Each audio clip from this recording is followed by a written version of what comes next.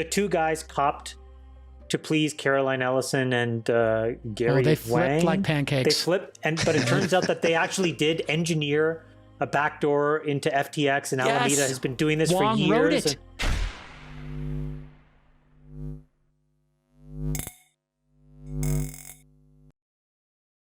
Hey guys, welcome back to Library of Wealth.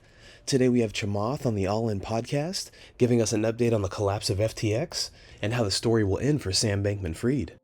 As the unwinding of FTX continues, we're seeing an in-depth picture of the fraud that took place.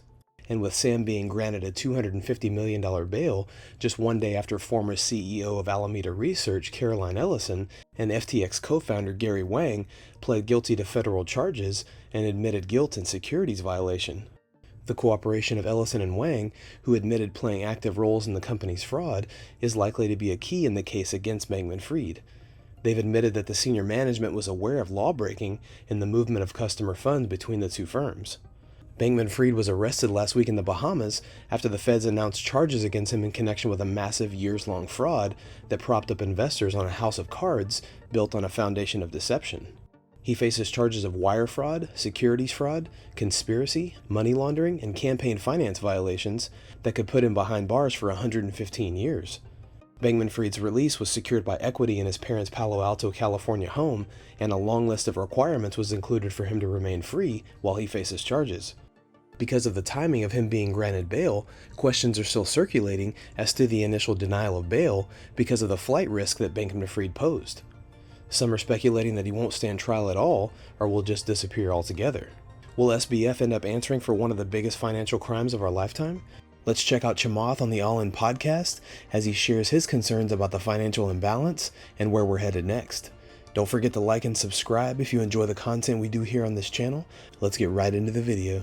Well, I think, look, given that this is supposed to be the year 2022, I mean, you got to say that, Yes, in 2022 we all say SBF. SBF was the winner of this, hands down. Okay, congratulations to SBF. You are consensus worst human being. For this year. I mean, not ever. Only for this year. Right. Why do you hate him? Why do I hate him? Because all those people lost their money. And, you know, there's some, it's causing chaos. I feel terrible for all these people who lost money. That's why I hate him. Ugh, it's disgusting. The two guys copped to please Caroline Ellison and Gary they flipped Wang. like pancakes. They flipped, but it turns out that they actually did engineer a backdoor into FTX, and Alameda has been doing this Wang for years. wrote it. That's game over. They're getting 10 years. He's getting life. Game over. Well, should we talk about that interesting life. defense strategy that we were discussing in the chat? Oh, yeah. That apparently, this. I think this is actually a fascinating defense strategy. I think this is their only shot. One of our besties had this theory that he was prescribed 2 prescription drugs. One was Adderall. What was the other one called? This was not a drug. ESAM? The patch. It's a drug I wasn't familiar with. I guess it's a patch. But when you combine these two things, apparently it basically shuts down or kills the part of your brain that deals with Inhibition.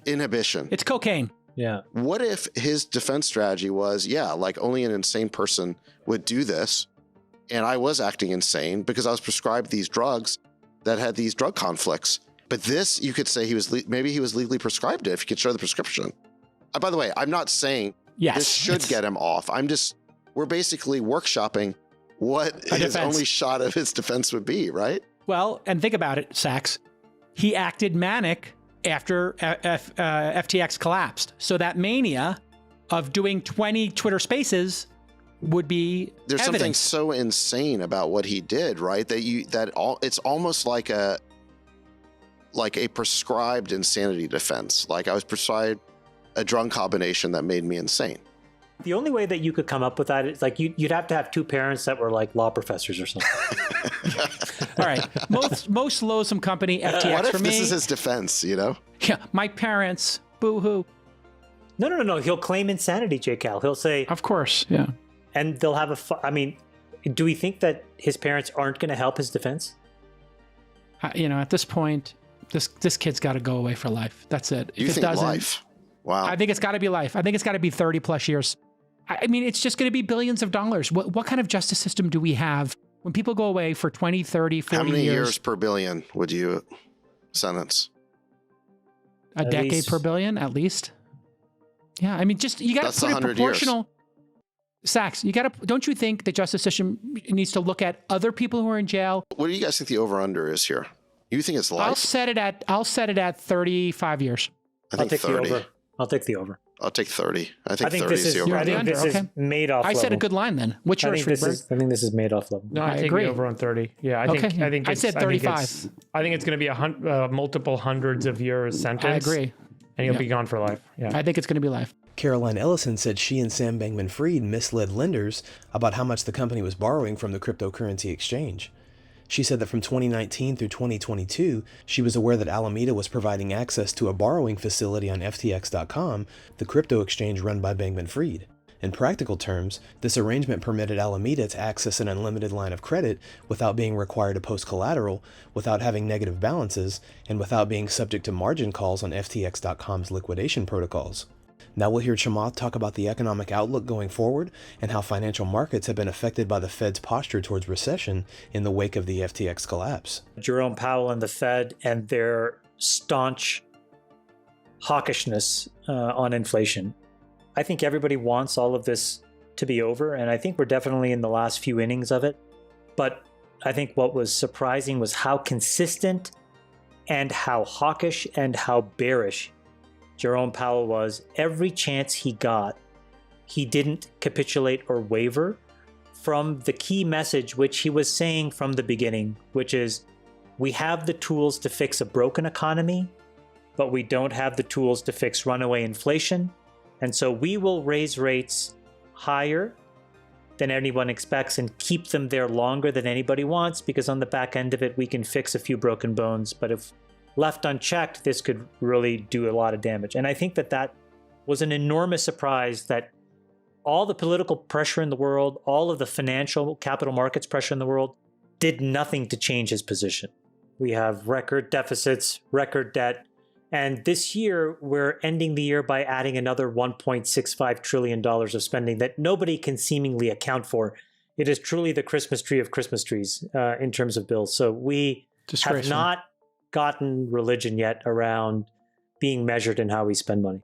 As we look back at the last few months, not only economically, but with the trust in the financial industry across the board, the FTX crash was one that cast a dark cloud over cryptocurrency and caused a massive amount of panic and uncertainty. One of the frontmen for FTX recently has been Kevin O'Leary. It seems that Kevin O'Leary continues to dig himself deeper in the Sam Bankman-Fried saga. And now we're seeing that Binance CEO CZ was right, and Kevin O'Leary wasn't being truthful when he took front and center, running damage control for FTX and SBF. Despite the numerous charges that Bankman-Fried is facing, O'Leary appears to be a pawn for the face of FTX, and now the lies are starting to pile up. O'Leary's presence in these proceedings raises many questions, especially because he's already been paid for his role as spokesman. It begs the question, what agreement was worked out behind the scenes to have him continue to speak for Sam Bankman-Fried as well? Kevin O'Leary drew special attention to himself when trying to blame the FTX collapse on CEO of Binance CZ for purchasing their assets back, which made regulators and federal officials suspicious, seeing as how the evidence didn't point in that direction at all. Clearly a diversion or a publicity stunt, O'Leary seems to raise more questions than he has answers. What do you think about Chamath's sentiment on his 2020 year in review and where the FTX saga is headed next? Comment down below. Don't forget to like and subscribe. This is Library of Wealth. We'll see you in the next video.